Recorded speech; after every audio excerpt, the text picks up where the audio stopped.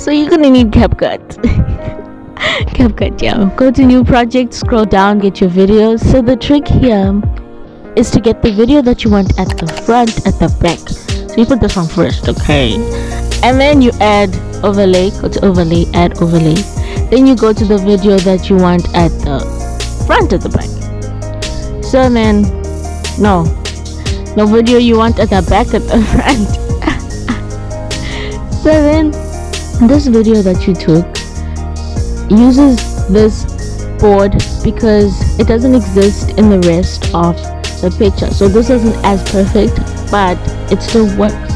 So what you do next is that you go to chroma key and you select chroma key. There we go, chroma key, color picker, choose the color that's on the board, and then intensity gone, just like that. So put it on 1,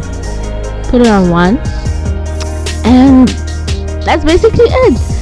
So all you need to do now is play around with it and make sure that it fits into the whole thing, makes it bigger all on your face, and however you like it, play around, then bam, that's it. Go have fun, show me your videos, let me know how you find it, let me know if it was helpful. If it don't make sense, let me know, and then export your video, share with me.